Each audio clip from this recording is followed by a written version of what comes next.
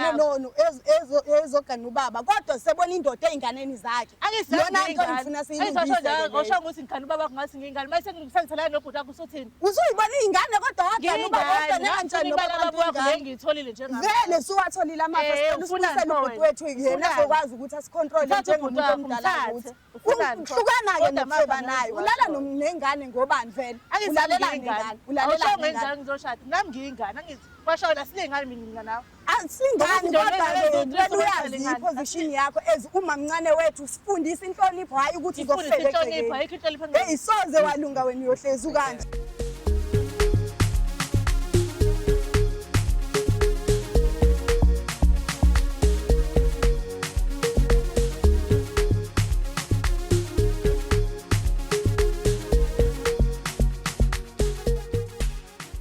Sibingelele mbukelo ohlelo silungisa umjolo. Njengenjwayelo-ke uyazi ukuthi sithola khona la ku-channel yakhe ebizwa ngokuthi Umjolo Show. Igama lami nginguDlala Matifane and I am the next big thing in KZN. Uyazi-ke ukuthi uma besiqala le show siqala ngokuthi siyikhulise. Ngokwenze njani na? Uyasubscribe, ulike, uphinde futhi ushare i-channel yakhe ebizwa ngokuthi Umjolo Show. Ngakhohlwa-ke ukuthi ujoin as a member. Ngaphezu kwaloko phinde futhi upresse loya thanks lapha eceleni ukuze ukwazi ukulekelela thina sikwazi ukuthola ama-resources okukhulisa ishow yakho oyibukelayo nsuku zonke. Right, ngabe uney'nkinga ezisinto umjolo lula kakhulu ongakwenza email us right now ku-umjoloshow@gmail.com. That is umjoloshow@gmail.com. Njengamanje ake sihambe-ke siyobona iy'nkinga zabo ukuthi zihamba kanjani, singagcini nje ngokuyibuka kuphela mase siyayilungisa. While doing that asivule ngokukhethekile ngomthandazo, amakhanda abheke phansi sisho ngazilinye, uNkulunkulu kaMatifana sihawukele. Mangabe sisho njalo izinto zethu ziyokhanya zibe mhlophe zibe ngcwela. Sibabona. Sanibonani, igama lami ngu-Aphiwe Ndlovu, ngibhalele kwasilungisa umjolo ngenjongo zokuthi ngifuna ukuthi ningisize phakathi kwamamncane wami nobhuti wami kumjolo wabo ususilethela inkinga ekhaya. Siphinde sikubingelele bese siyakwamukela mbukelo ohlelo silungisa umjolo. Yazi ukuthi masihleli kanje phansi suke sesisolungisa iy'ndaba eziningi ezithinta umjolo kanjalo ney'ndaba ezenzeka nje emjolweni phakathi. Uyangazi-ke nginguDlala Matifana, uma kuwukuthi uyaqala ukuyibukela i-episode yanamhlanje ngiyakutshela ukuthi uzobona ukuthi siyazilungisa ngempela iy'ndaba ezithinta abantu abaningi abahlukahlukene. But before sifike lapho asiqale ngokukhumbuza ukuthi this show is proudly sponsored by EasyBet. Kulula kakhulu ongakwenza wena ukudownloada nje i-app yabo yakwa-EasyBet.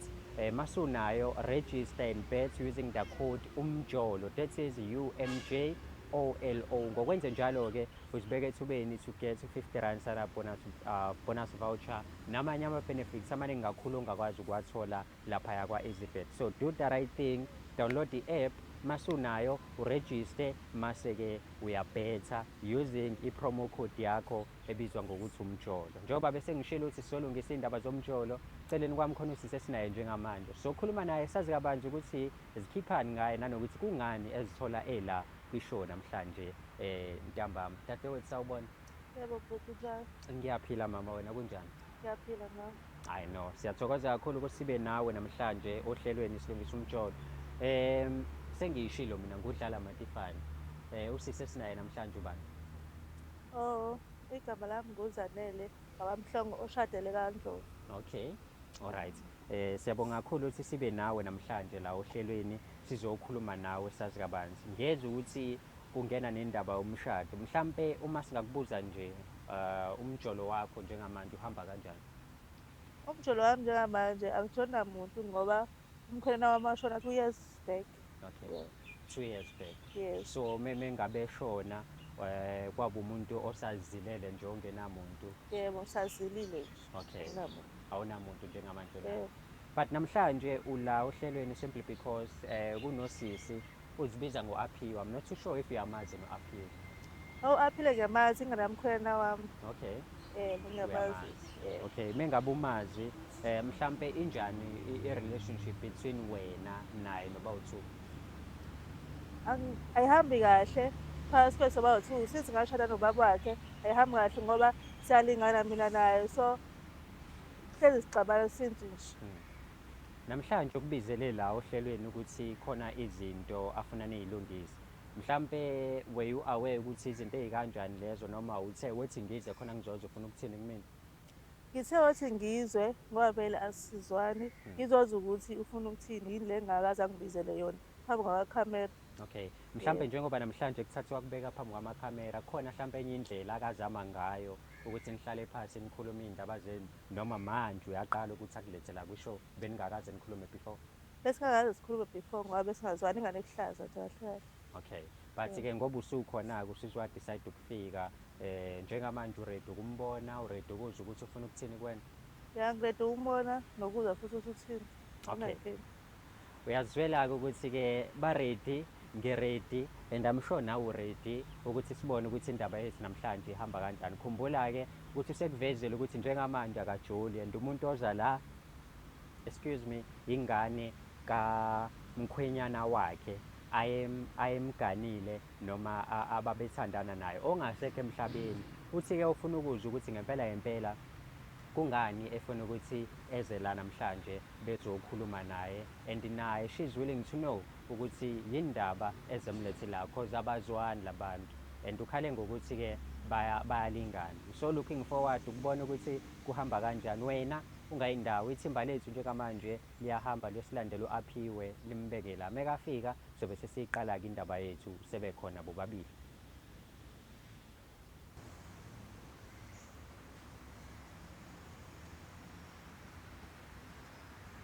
Dadewethu sawubona.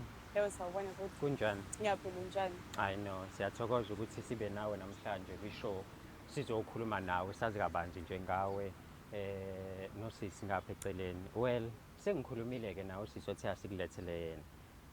Waliveza iside lakhe, but before mhlawumbe ngindedele nikhulume nobabili, would love to know ukuthi ngokubuka nje kwakho injani mhlawumbe i-relationship yakho naye. I-relationship yami noma mncane, i-relationship nje engeke ngiyichaze nami. Kunzima. Ngasho nje kanjalo, into engahlangani, akuzwana kahle. Okay. Mhlawumbe yini edala ukuthi ningazwani? Yini edala ukuthi ningahlangani? Because she mentioned ukuthi nobabili ngicishe nilingane. Mhlawumbe nusola ukuthi lokho mhlawumbe kona kunomthelelo ukuthi njengoba agani ubaba wakhe emncane, ngenzeka mhlawumbe uthi ikona lokho kwenza ukuthi wena ungamfuni. Uyadelela akahloniphi.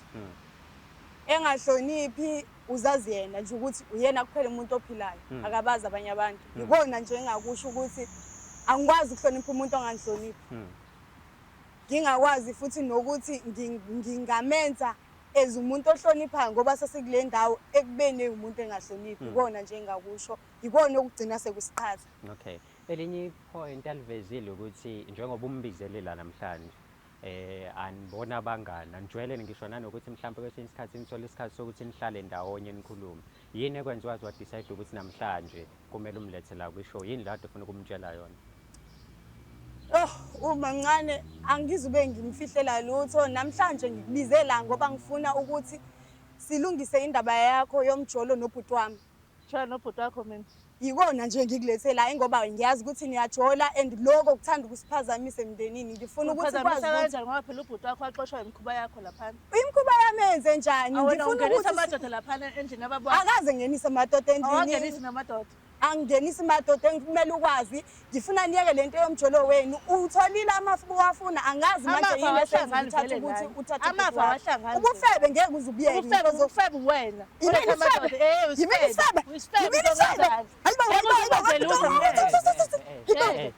Hey, uma wakhe kugcinile.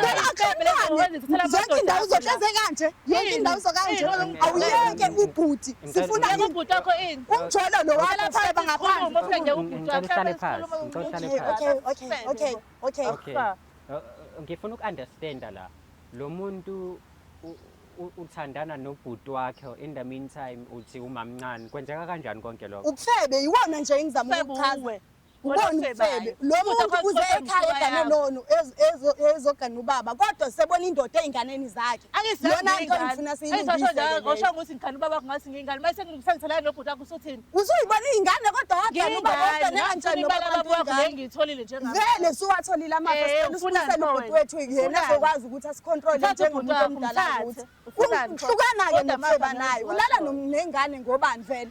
Ulalela ngane. Ulalela ngane. Ngizoshada. Nami ngiyingane. Kwashona silingani mina nawe. Asingani Kodwa kodwa nje ke uyazi iposition yakho as uma mncane wethu sifundisa inhlonipho hayi ukuthi Ifundisa uzofela inhlonipho, ayikho inhlonipho engeke. hey soze walunga wena uyohlezi kanje Nange uzulu. ngifuna mina uku-understanda la kwenzeke kanjani ukuthi wena-ke ufike uzo ekhaya uzogana nangumuntu omdala uma edlule emhlabeni uthe 2 years engekho emhlabeni and njengamanje sekunamahlebezi ukuthi amahlebezi noma uneshow ngineshow nayo uyakwazi lokho uyakwazi lokho baningi abantu abakwazi ubhuti wami akasahlala ekhaya sehlala kwamamncane ibona nje ngoba exosha imkhuba yakho uqasho kumkhuba wakho akusho ukuthi ngivulela amathangu ulale naye akusho lonke amathangu khona ufuna ukulala naye uyavulela nje ngizolala naye kanjani ngizolala naye kanjani ngeke nobhuti wami ngizolala naye kanjani ngizolala kanjani mina ngigalala naye awiqoqe ifuthi nawe yini hayi okahle nawe okahle hayi ngicela sikhulumeni Hlala phansi lokhu ivusela ukuthi angicika le ndaba sihlale phansi sikhona sizokhuluma kahle lento lena because manje nivukelwe imoya no2 and kuwes nina niyayazi lento mina ngiyazi so usithatha phi isibindi sokuqoma ingane yomyeni wakho ekugcineni uzoma ngokuthi anihlobene kwenzeka kanjani lokho angithi ngisemncane nami manje bobongeke ukuthi mhlawumbe umomncane uqome ngaphandle ngitshele webhuti ngeke ngize ngikwazi ungenisa enye indoda emzini kukhona untanga wami egceke hayibo awukufihli manje usuyavuma ukuthi uyalala naye awusakufihli ufuna ngithile ngithi ufuna ngizokhuluma lokho ngithi ungibizele awunawo amahlelo okhuluma lento oyikhulumayo mhlambe mengabe unaye umfana lo othandana naye njengamanje ubugqoka kanje vele noma ugqoke kanje ngoba uza la ngihleze ngigqoke kanje uhlezi ugqoke kanje makoti njalo loyo ngani mina ngihlala nangane lapha ngihlala nobhuti wakhe ngoba axoshwe imkhuba yakhe ingane yena noma siyalingana ayona ingane hayibo ubhuti wakho phela mina yena ubhuti wami indoda yami engiyasho ayisho wena phela indoda yami angithi uyasho nje usuyakuvuma lokho mhlambe I need to understand ukuthi lento neqala ubaba esakhona noma ubaba besengasekho ubengasekho uyenziswa yini kanjani uyenzelani lento izisa ingane sekusho wena ngizoshada nobaba wakho uzoshada kanjani nobaba wakhe emdala ngangifuna imali ke sengitholile imali sengithola nontanga wami manje njengoba ubona la igcekeni kuyaphihlika wena uqedelela khona lokho amafuthi angishalo ubhuti wakho hlukana naye ngiyasho hlukana naye okay ngizohlukana nobhuti wakho silungise izinto ke yikona esicelayo ke manje sesiyakucela ngoba sekumele sikucenge kumele uzehlise ngoba ngumncane wakho angithi ngiyazehlisa hlukana nobhuti ke alright ngizohlukana ke naye hayi ngeke mina I need to understand ukuthi yonke lento iqala kanjani isibindi sokuthi wena uapproachwe ingane yakho noma umuntu omthatha njengengane yakho uzovume wena ukuthi anijole isibindi esingaka yenzeka kanjani yonke lona uthi abantu bazothini izingane zakho zikubuka kanjani noma uzange uyicabange yonke lona angaze ngicabange lo ngangitshela sizoba imfihlo angazi bayithole kanjani onondaba sesonondaba manje mahlazweni wakho siwonondaba ufunana nemzini wami hlukana nobhuti wethu anganakuyona ingane yakho ibhuti wethu hlukana naye yona nje wangilandela kwami awuzukwazi ukuhlukana naye ngoba ukulandela kwakho cela umdedela abuyele ekhaya yena phela angizela ngisathi ukuthi eze kwami nawe mtshela angabuye abuye ezemzini wakho ikona ke sesisukucela manje mtshela angabuye emzini wakho awucabanga nje lo sisiwami mhlambe lento inesikhathi esingakanani ngokubuka kwakho yenzeka mina ngicathi nje into eyivela isenzeka ubaba esakhona ngoba ngeke ngimazi lo muntu ufebe into yakhona ngoba ngitshela ngani phela bengabi neshow yayo kodwa ngendlela ekuyiyona uproud nangendlela owenza ngayo kusho ukuthi into endala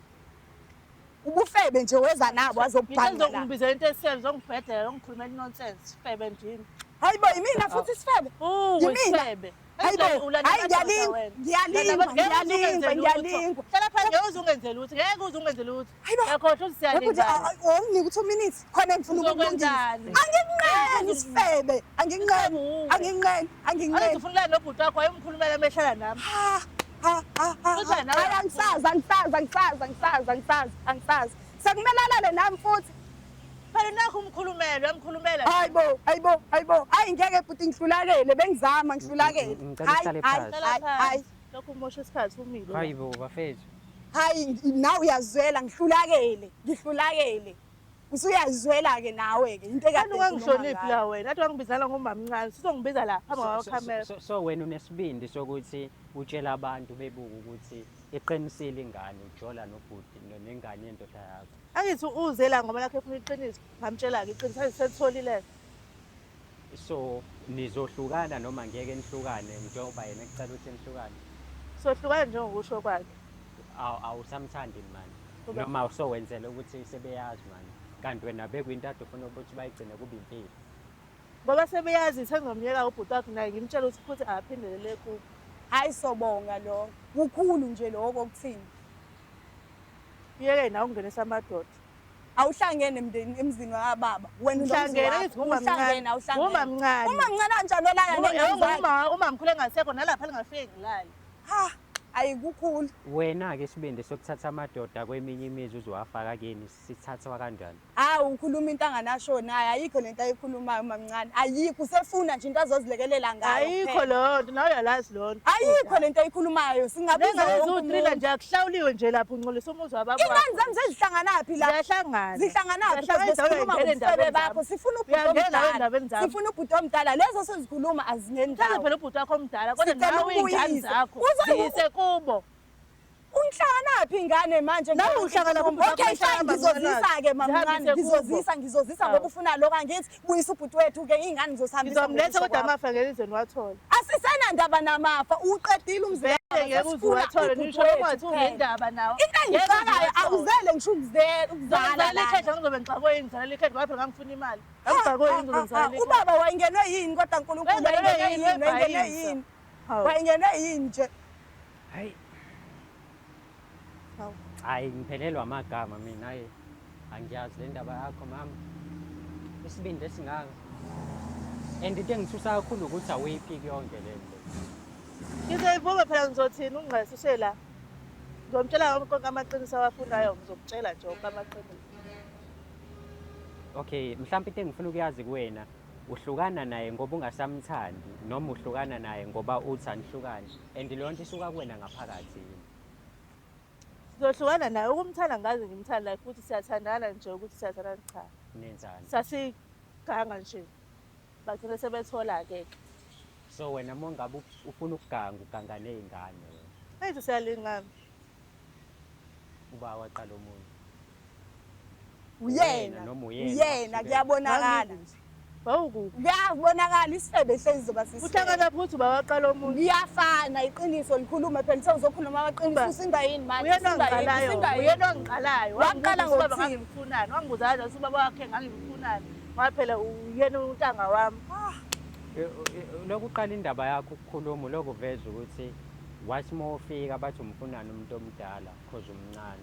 Shuthi naye ubhuti wakhe wathi mabefika naye wafika wakutshela njalo ukuthi wena ulingana naye khohlwa amakhehla. Hayi phela weseshonile vele ubaba wakhe. Eish. Isibindi nenyongo ngaphezulu. hayi kunzi. Ayikho into enzima la. Ngoba phela nawe uyafela. Angingena umakoti mina ngingafeba ngigcine la engithanda khona ngiyena umakoti. Oh kumnandi ukufeba uhamba uzala ngoba angena mina ngifeba nje ngihleli awuzali ubaba futhi unesandla ekufeni kwakhe wena. Uhlangana lapho uthi wafaka kanjani uhlangana lapho mina? Hayi cha. Hawu. Wena kushaya isikhathi sakhe ethi wasemdala seshaya isikhathi sakhe. Hayi kodwa unesandla ekufeni kwakhe. Sandla sakhe. Yena ke ubaba wakwamthanda ke kodwa ke from the start noma mhlawumbe naye. Angifuna imali yakhe ngisho. Hayi obaba ahambe bethatha noma yini. Hayi nawe uzitholela lakhe ikhehle udlale ngalo. Khohle lokhu ngilandele. Yona into ofuna ukuyiphila yokuthatha amakhehle wena. Cha ayikho phela ikhehle ngizothatha ithi baba kungishiye nomnotho yonke into uzofunani. Pho uyifunani ingane yakhe kanti wena engeke ngifuna lento le. Ubaba wakho engesa ngikwazi ukunika yona. Oh ayithi yabo. Mamncane ma ukuthi khona kunye ngebuye ngikhulume. Hayi ayikho into ezoyikhuluma nawe nje. Hayi nawe uxawa indaba zakho. Hayi bafethu hayi khona.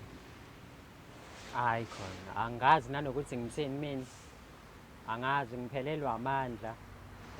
Usisi akaphiki lutho uvuma yonke into kodwa uthembisa ukuthi uzoyeka ukuthandana nomfana omncane. Asazi-ke noma uzoyeka ngempela noma usho ngoba na-ke bona amakhamera, kodwa iyona into ayishoyo leyo ukuthi uzoyeka ukuthi ajole nomfana omncane ngoba naku sekuze kwaziwa. Le nto bayiqale beganga, bayiqale bey'tshela ukuthi bayazwisana, kusho ukuthi bazwisana kwamnandi, omunye wacula kwaze kwazwakala emphakathini nabantu babona. Ngiyacabanga nje isibindi sokukhwela uma wakho sithatha unesibindi lowo mfana. Uthini mase uphezu kwakhe, ma noma mama? Ayi bafethu sekunzima emhlabeni.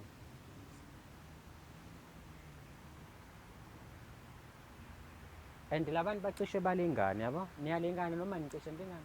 Cishe silingana. Ingakho nje engangihlonile.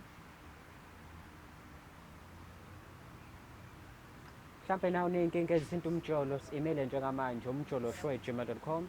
This is umjoloshow@gmail.com. Uma uza la ngiyacela abantu ungilethele inkinga esengalungiseki, hhayi inkanankana nami ezongixaka. Otherwise uyazi-ke sisebenzisana ngokubambisana neSiyeza Media.